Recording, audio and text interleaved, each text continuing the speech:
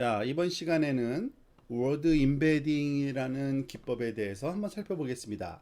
이 워드 임베딩은 그 자연어 처리에서 반드시 우리가 사용되는 그러한 기술 중에 하나입니다.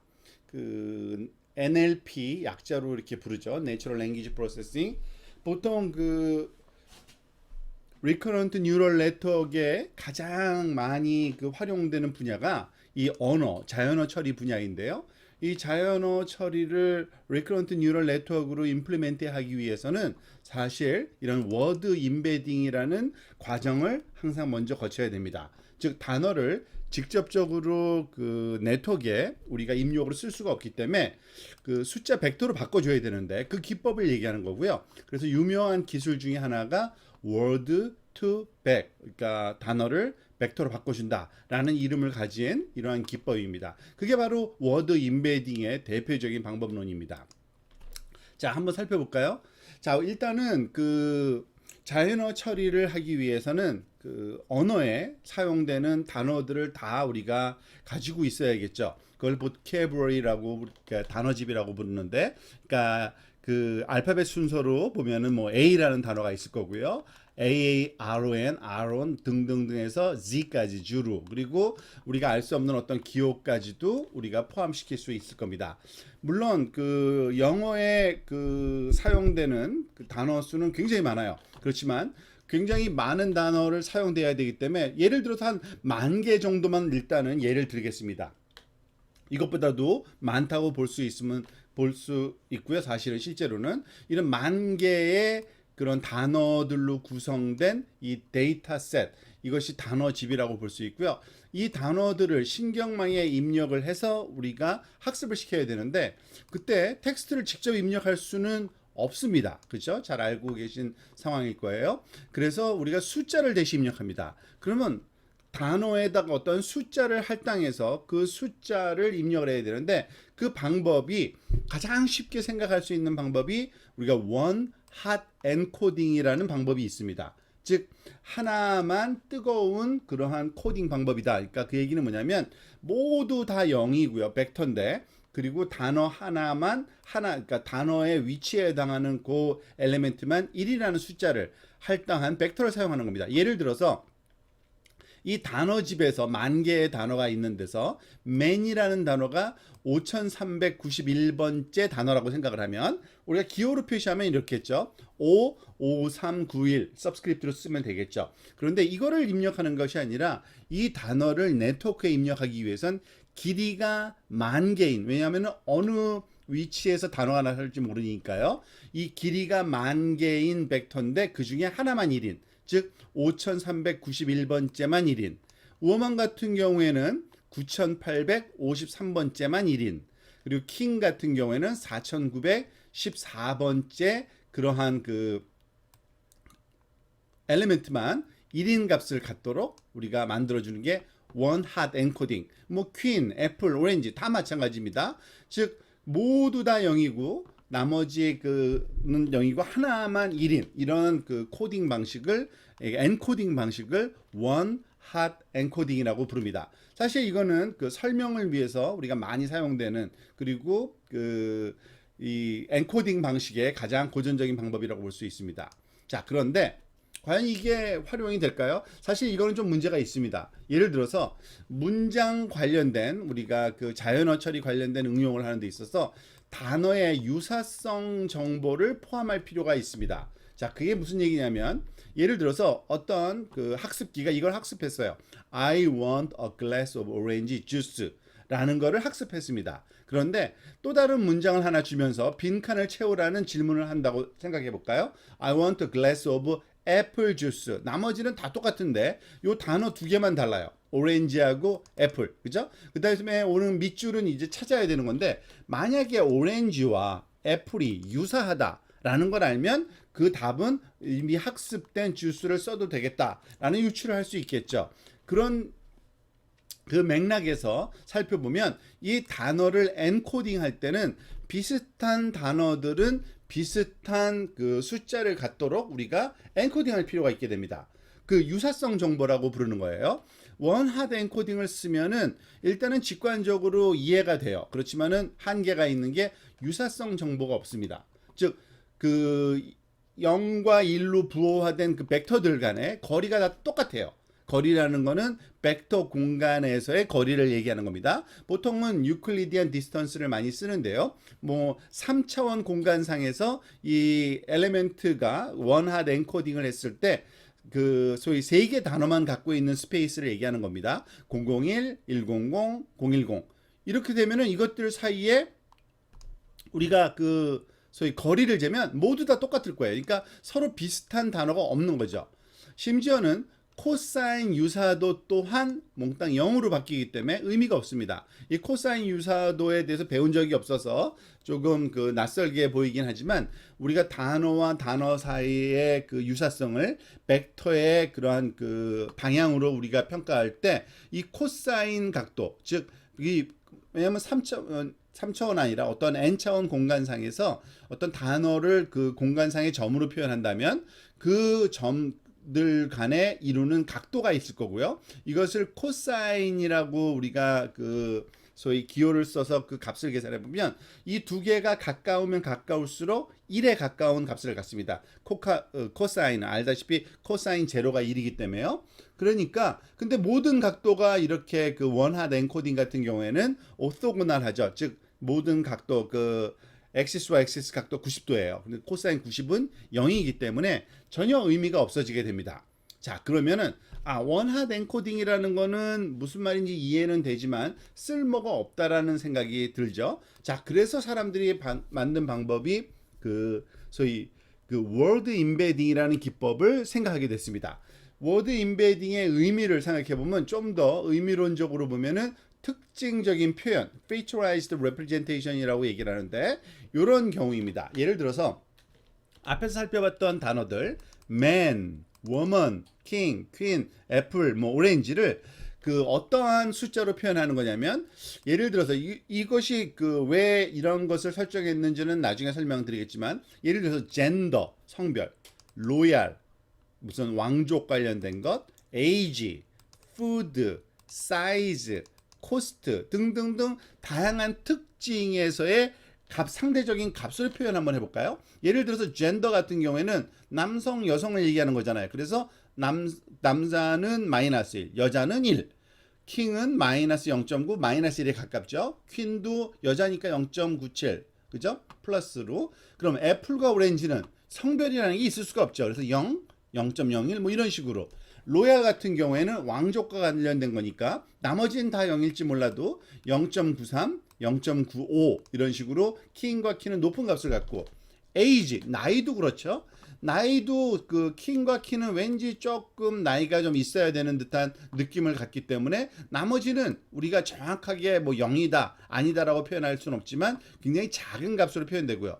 푸드를 말하자면 특징으로 잡는다면은 당연히 애플과 오렌지만이 높은 값을 갖고 나머지는 다 그 낮은 값을 가져야 됩니다. 즉 이런 식으로 그 단어가 포함하는 다양한 특징들의 가중치 값으로 예를 들어서 한 300개의 우리가 피처를 그 선정을 해서 그 피처에 해당되는 상대적인 값을 숫자로 부여한다.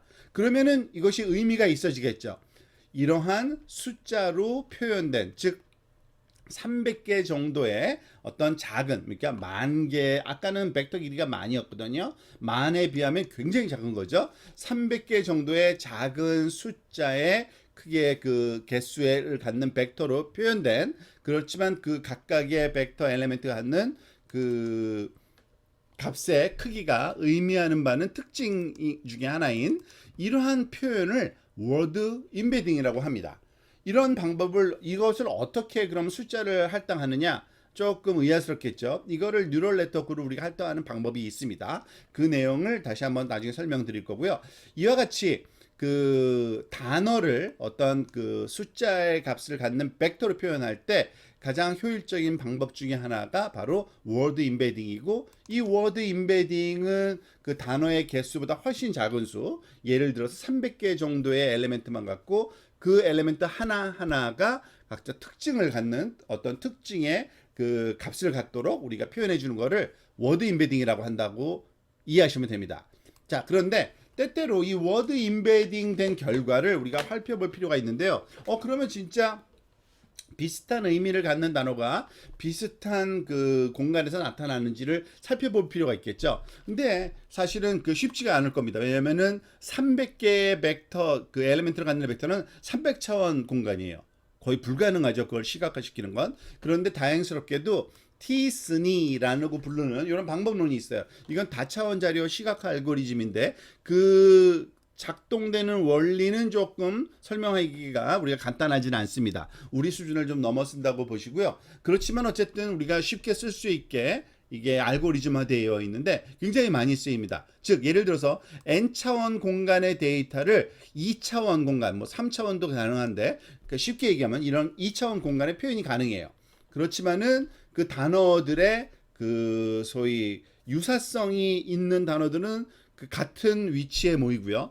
그리고 유사성이 굉장히 다른 그런 단어들은 굉장히 멀리 떨어져 나타나는 그런 시각화 기술이 있습니다. 그게 T-SNE라고 부르는 시각화 기법이에요. 예를 들어서 조금 전에 살펴봤던 man, woman, king, queen, 그리고 apple, orange, 뭐 추가로 여기서 1, 2, 3, 4라든지 아니면 dog, cat, fish, 동물이라든지 이런 거를 워드 임베딩으로 표현한 후에 그거를 T-SNE 기법으로 2차원 공간에 표현하게 되면 지금처럼 그 남자 여자 킹 퀸이 이렇게 모여 있고요. 더그 캣 피쉬 뭐 1, 2, 3, 4 그리고 뭐 과일들은 또 따로. 즉 유사성이 있는 것들은 근처에 모이고 유사성이 굉장히 없는 그러한 것들은 멀리 떨어져서 나타나는 이러한 그 시각화 방법을 많이 씁니다. 그와 같은 그 워드 임베딩을 어떻게 우리가 구현하는지 한번 살펴볼까요? 보통 워드를 임베딩하는 방법이 크게 사실은 두 가지가 있어요. 워드 투 백이라는 게 있고 글로브라는 방법도 있는데 가장 그 많이 활용되는 그 워드 투 백 먼저 나온 방법론이에요. 그래서 이걸 기준으로 한번 설명해 보도록 하겠습니다.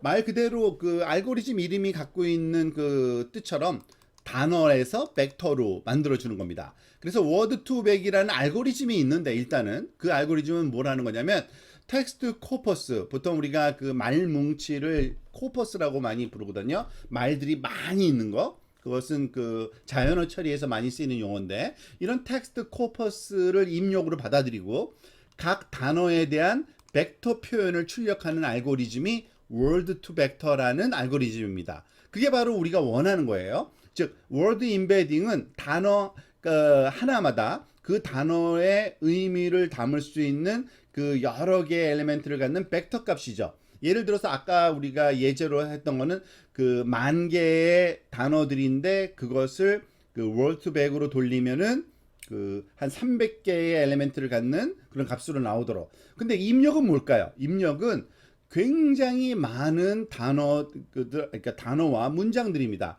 즉 그 문장을 분석을 해서 이 단어와 이 단어가 유사성이 있겠구나라는 것을 이런 그 숫자 형태로 다 표현해 준다고 보시면 됩니다. 그래서 인풋은 그 텍스트 코퍼스라고 부르고 텍스트의 말 뭉치라고 보시면 되고요. 아웃풋은 각 단어에게 할당된 그 벡터 그러한 값이라고 이해하시면 되겠습니다. 이게 어떻게 가능할까요? 자, 그 알고리즘을 우리가 간단하게 한번 좀 살펴보려고 합니다. 워드 투 백을 우리가 임플리멘트 하기 위해서는 그 알고리즘을 그 활용하기 위해서는 먼저 이 개념을 좀 알아야 되는데요. 스킵그램이라는 용어를 좀 알아야 됩니다.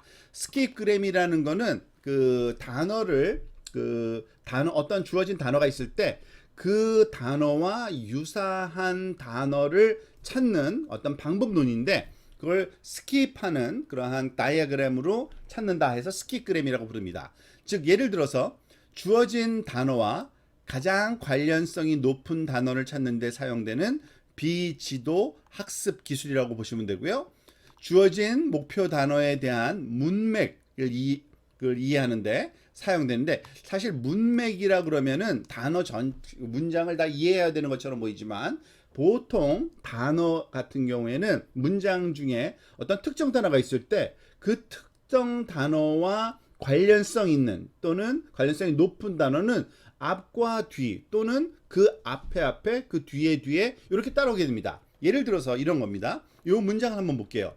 The quick brown fox jump over the lazy dog. 무슨 그 여우가 그 개를 말하자면 뛰어넘어서 갔다는 얘기죠. 그런데 지금 보면은 우리가 그 관심을 갖는 거는 지금 그러니까 이 첫 번째 요 더라는 단어를 한번 볼게요. 이 더라는 단어에 그런 관련성 있는 그러한 단어들은 이 앞과 뒤에 오는데 제일 처음에 왔기 때문에 quick하고 brown 뒤로 두 번째 것까지 우리가 요것에 그 관련성 있는 단어라고 볼 수 있습니다. 그 얘기는 뭐냐면 더는 quick과 같이 나와야 되고 더는 brown하고도 같이 나와야 돼요.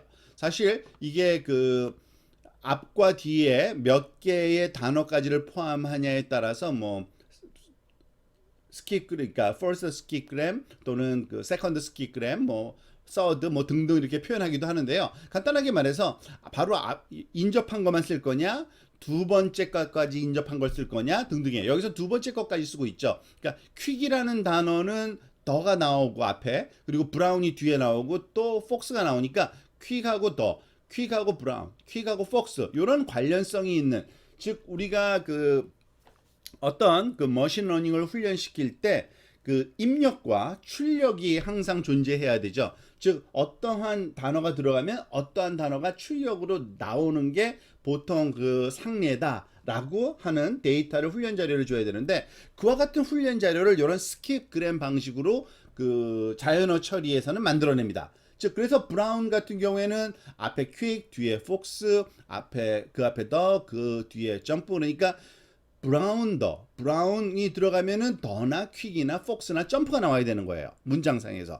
물론 이렇게 간단하진 않죠. 왜냐하면 훨씬 더 몇천 개, 몇만 개의 문장에서 이런 그 브라운 앞과 뒤에 뭐가 있었는지가 우리가 훈련 자료로 말하자면 생성이 되는 겁니다. 그럼 그 훈련 자료를 가지고 훈련을 시키면 그 네트워크는 그 주어진 단어가 왔을 때 가장 그럴 듯한 단어를 이제 제시를 해주는 거죠 뒤에서. 그게 바로 소위 월드 투백 알고리즘에서 활용되는 그러한 그 원리입니다. 자, 그러면은 실제로 그 벡터는 어떻게 생성하는지 그 네트워크 구성을 한번 봅시다. 이 네트워크 수정 그 뉴럴 네트워크는 아니에요 정확하게. 근데 뉴럴 네트워크와 유사한 형태를 띠기 때문에 우리가 월드 투백에서 그 찾고자 하는 그러한 그 벡터 정보는 이러한 네트워크를 풀어서 우리가 답을 결정한다라고 하는데요.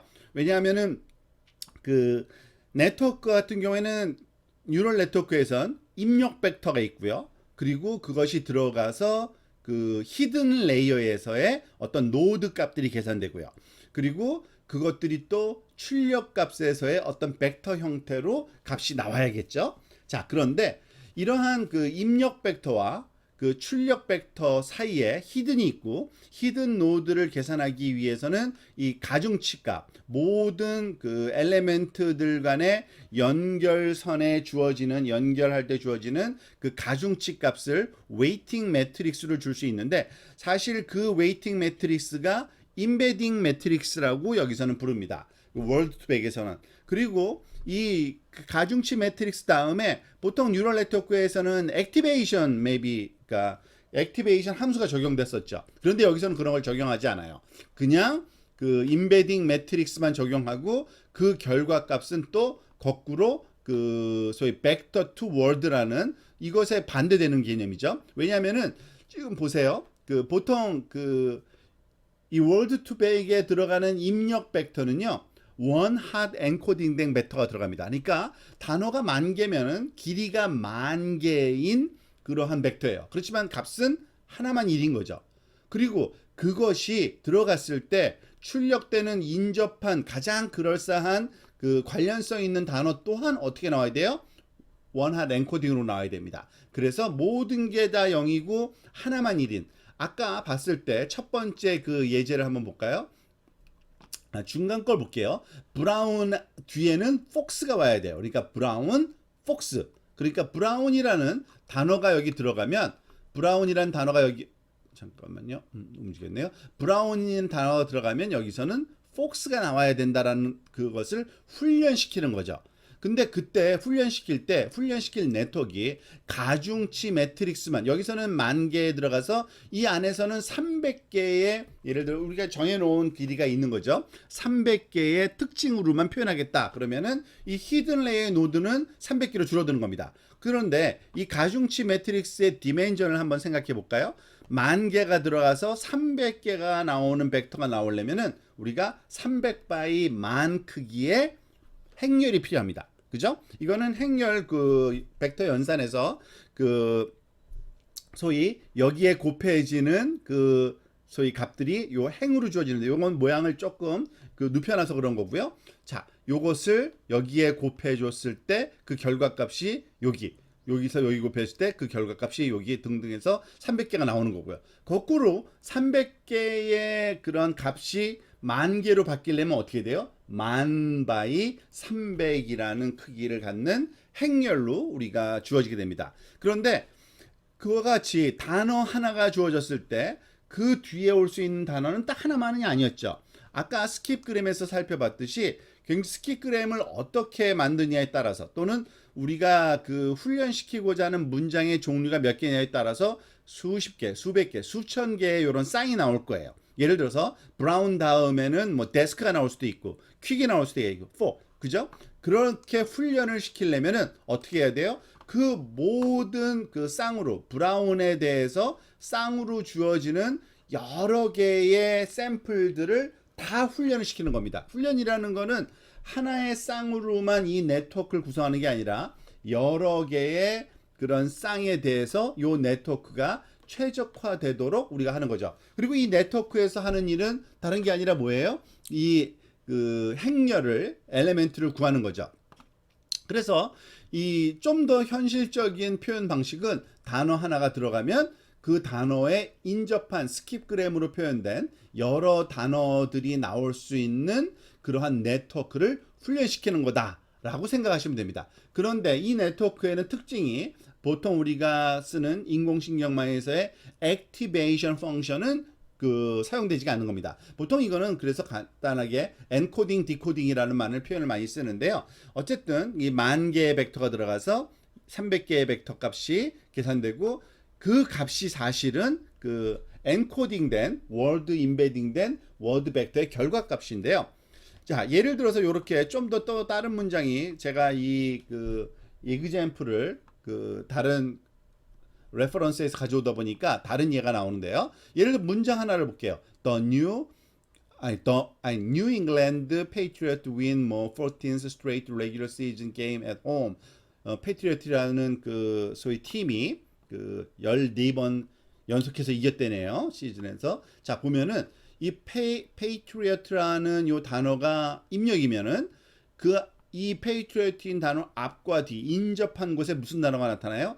New England win 뭐 14th, 그죠? 그러니까 이 patriot와 new라는 입력값과 출력값으로 훈련시켜야 되고, patriot와 england도 patriot와 win과 patriot와 14th라는 요 쌍으로도 다양한 훈련 자료로 훈련된 결과가 나오면 요 매트릭스가 바로 임베딩 값을 만들어주는 월드 투백 매트릭스에 해당된다고 보시면 되는 겁니다. 그리고 그 선형대 수학적인 어떤 설명을 조금만 더 해보면요, 만약에 이 그 10,000개 엘레멘트를 갖는 입력이 있을 때, 우리가 아까 얘기했듯이 300바이 10,000개의, 그러니까 n이 수평이고요, 그 v가 지금 버티컬로 이렇게 눕혀진 거를 서로 세워놓은 건데, 자, 보다시피 이 결과값이 300개가 나오면은 어떤 특정한 곳에 행의 값이 바로 1이 들어가기 때문에, 곱해져서 나오는 거기 때문에 이 vector forward i번째라는 그러한 요 행이 바로 요 위치에 있는 겁니다. 이 길이가 만이고 요게 300일 경우에는요, 만약에 이 위에 있는 그 두 번째 단어다 그러면 요 두 번째 위치에 있는 행이 월드 투백의 결과로 나오는 거죠. 그래서 이것을 훈련시키는다는 얘기는 뭐냐면, 주어진 그 단어를 우리가 어떠한 그런 숫자로 그 짧은 개수에 표현할 수 있느냐를 이걸 훈련시킨 거를 우리가 활용하게 됩니다.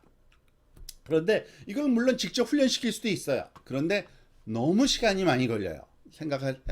해보면은 왜냐하면은 그 많은 단어를 훈련시켜야 되고 각 단어마다 굉장히 많은 예를 해야 되기 때문에 굉장히 훈련 시간이 많이 걸려서 보통 미리 만들어 놓은 남들이 훈련시켜 놓은 거를 많이 활용을 합니다. 가장 대표적인 것 중에 하나가 영어 같은 경우에는요.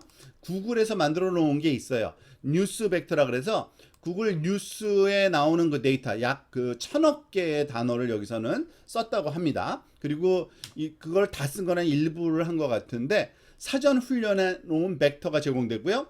그 그러니까 요게 단어가 아니라 아마 문장 같아요. 300개의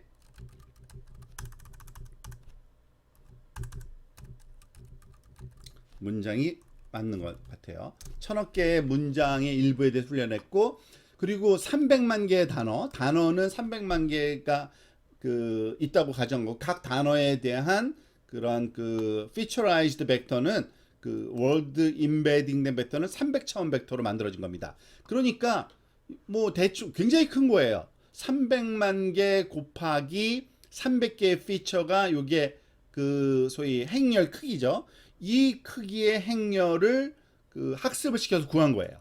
그런데 보통 피처 하나당 보통 8바이트 정도의 인포메이션을 갖도록 우리가 그 크기를 갖거든요.